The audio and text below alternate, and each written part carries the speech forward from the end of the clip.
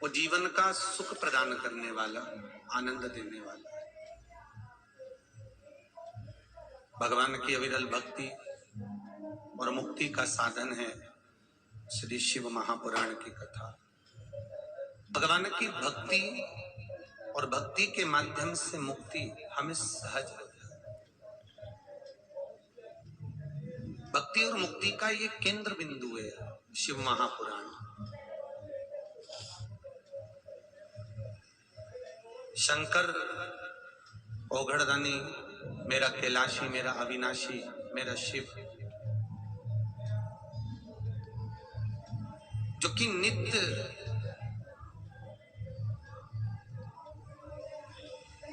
इस मृत्यु लोक में भूमंडल पर सदा विराजमान, मृत्यु लोक में सदा विराजमान। फिर निवेदन करेंगे, वैकुंठ के अगर कोई देव है तो वो भगवान नारायण, भगवान विष्णु।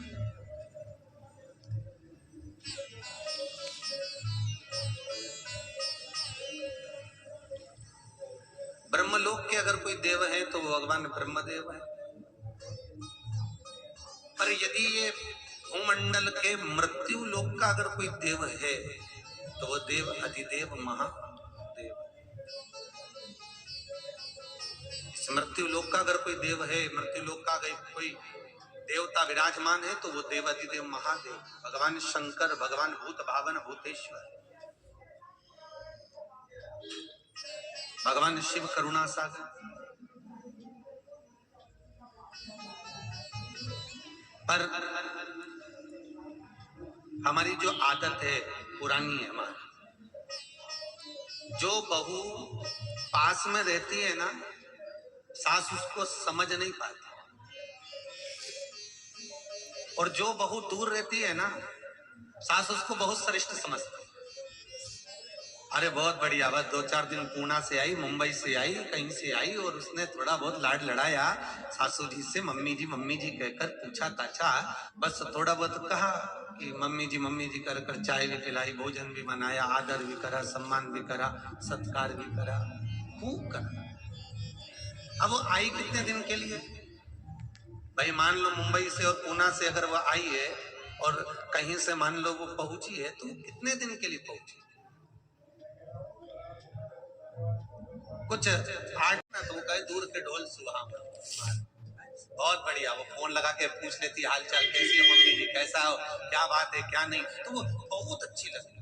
4 दिन दिवाली पे आई, थोड़ा आदर करा, सम्मान करा, सत्कार करा, बहुत अच्छी लगी महाराज। आगे बढ़ बढ़ कर चाय पिला दी, बहुत अच्छा लगा महाराज। पर जो संग में रह रही है, जो तुम्हारे साथ में रह रही है, जो सर्वदा तुम्हें निभा रही है, तुम्हारे दुख सुख में तुम्हारे सामने खड़ी हुई है, जरा से तुम बीमार पड़े, बहू दौड़ कर आ गई, थोड़ा सा चाय लाना है, बहू को आवाज लगा दी, कुछ लाना है, बहू से कह दिया, अपने मन की बात करना है, बहू से कह दिया, तो वो ठीक नहीं रहती, क्योंकि वो बीच बीच में थोड़ा थोड़ा क्रोध कर देती है, थोड़ा थोड़ा उसका स्वभाव चिड़चिड़ा हो जाता है, तो वो कहने में आ जाता है। और वो उसी से कह सकती है जिससे लगाव होता है, जिससे प्रेम होता है, जिससे स्नेह होता है, जिससे वात्सल्यता होता है।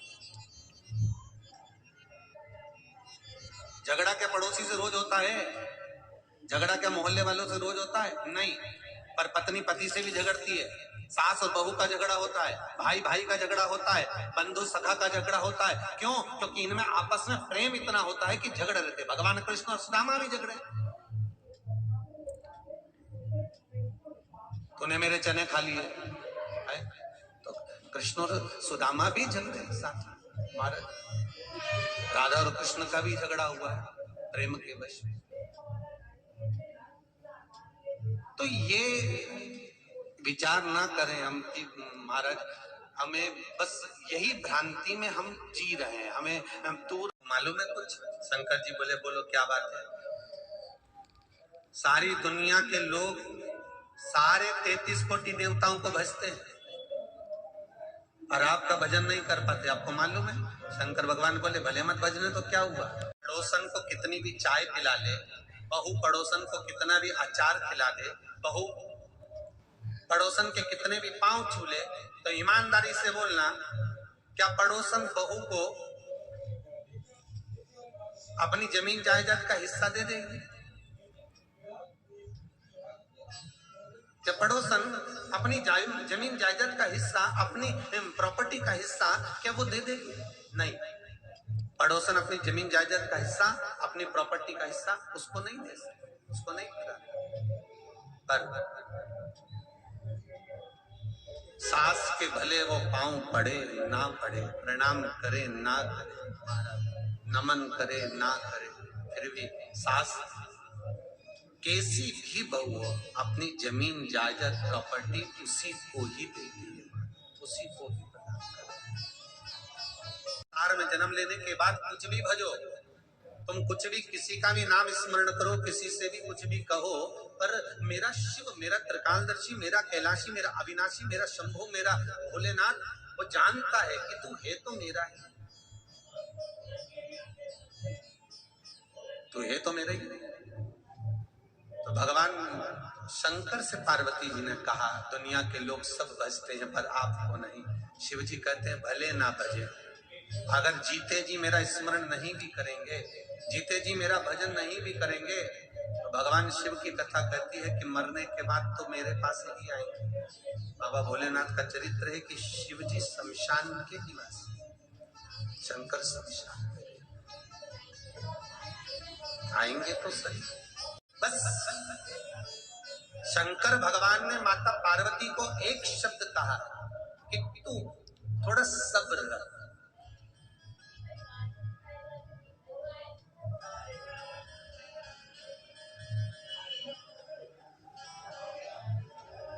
और ये दुनिया का सबसे विचित्र शब्द है,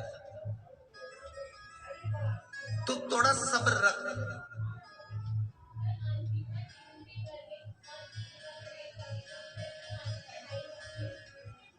और अगर हम किसी को सहज भाषा में कहते हैं ना महाराज, हम किसी को सहज भाषा में कहते थे बहुत सब्र करता है, बहुत सबरी है, बहुत सब्र। जो सब्र करे वो सबरी है। और कौन सी सबरी? समझ गए? वो राम अवतार वाली।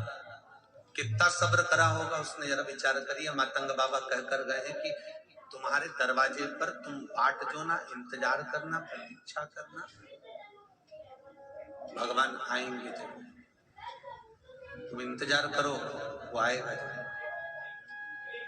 खड़ी रही, सेज सजाती रही, बुआरी लगाती रही, फूलों का श्रृंगार करती रही, नित्य प्रति नूतन रोज का नया नया श्रृंगार वो सबरी करती रही, क्योंकि सब्र है उसमें, इसलिए उसका नाम सबरी है। और जिसके भीतर सब्र होता है, जिसके भीतर सब्र विराजमान होता है, और जो सबरी के रूप में हो जाता है, तो फिर उसको भगवान के दरवाजे पर नहीं जाना है, भगवान को उसके दरवाजे पर आना पड़ जाता है। जिसके भीतर सब्र है, प्रतीक्षा है, इंतजार है, भगवान आए।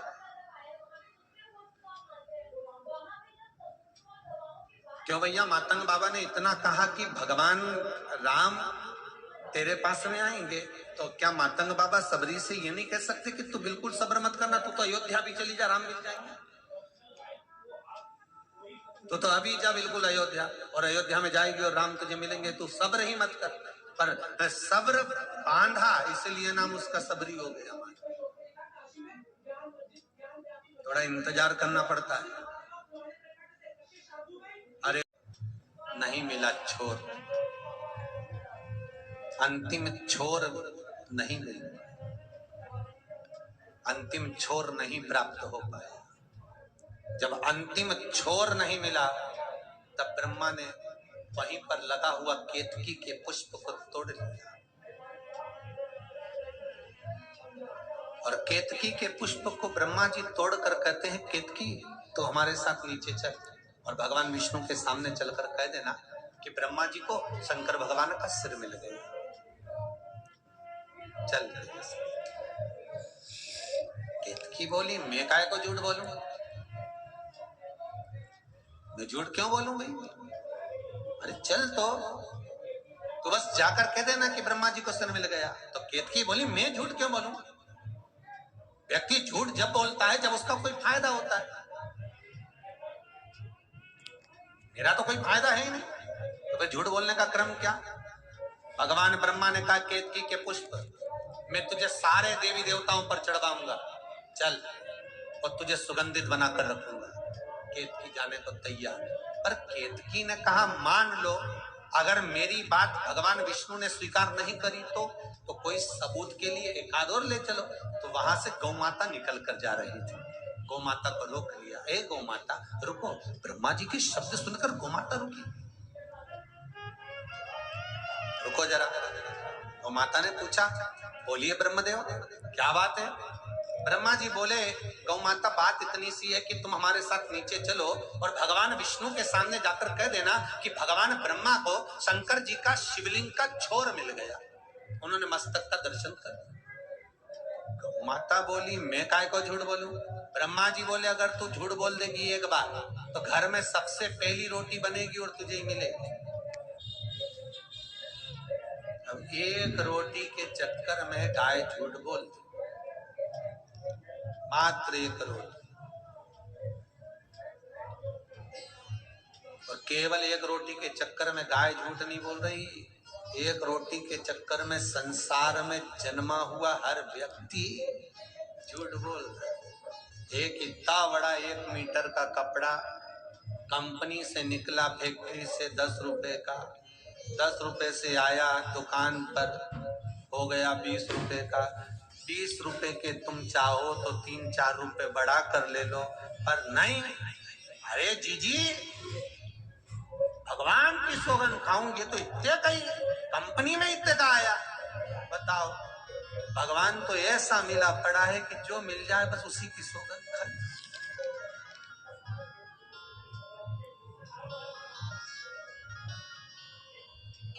किसी दुकानदार को कभी ऐसा बोलता देखा कि जीजी अपनी लुगाई की सौगंध खाऊं?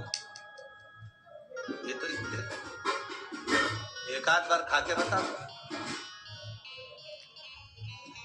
भगवान तो ऐसा दिखता, मैं तो सौगंध खा के बोल रहा हूं कि इतने कई वस्तु, इतने कई आभूषण है, इतने कई सब नहीं।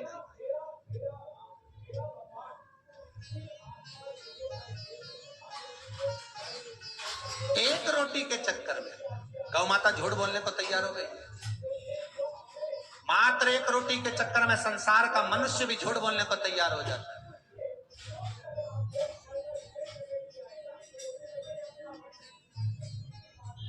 और बड़ा विचित्र संसार हो गया रे भाई।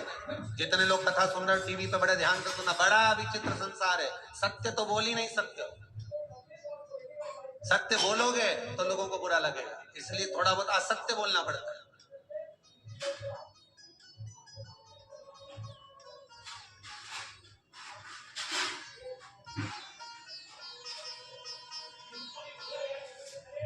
बस ब्रह्मा जी नीचे आ गए, गाय को लेकर, केतकी के पुष्प को लेकर। भगवान विष्णु तो बैठे हुए थे शंकर जी के शिवलिंग के सामने। सामने शिवलिंग है, भगवान नारायण बैठे, बड़ा सुंदर दर्शन है, देखिएगा जरा है। सामने शिवलिंग हो और भगवान विष्णु सम्मुख में बैठे, केवल शिव जी को निहार रहे हैं। ना कोई जल चढ़ाया जा रहा है, ना कोई धतूरा चढ़ाया जा रहा है, ना कोई बेलपत्र चढ़ाई जा रही है, ना कोई दिया लगाया जा रहा है, ना कोई समीप पत्र चढ़ाया जा रहा है, ना कोई वस्त्र, ना कोई आभूषण, ना कोई श्रृंगार चढ़ाया जा रहा है। बस केवल भगवान विष्णु शंकर के शिवलिंग के सम्मुख में केवल बैठे हैं, दर्शन कर।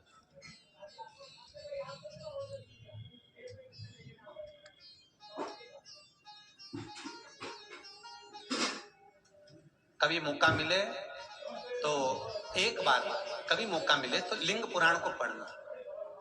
और लिंग पुराण को अगर आप पढ़ेंगे तो उसमें पाएंगे कि लिंग पुराण के अंदर लिखा है कि आप शंकर को अगर जल भी नहीं चढ़ाएं, आप शंकर को वस्त्र भी नहीं चढ़ाएं, आप शंकर को फूल भी ना चढ़ाएं, आप बेलपत्र भी ना चढ़ाएं, अगर शंकर को आपने कुछ भी ना चढ़ाया तो केवल शंकर के मंदिर में 2 क्षण जाकर उस शिवलिंग के सम्मुख में बैठ जाओ। कुछ मत बोलो, केवल मौन होकर उसको निहार लो, केवल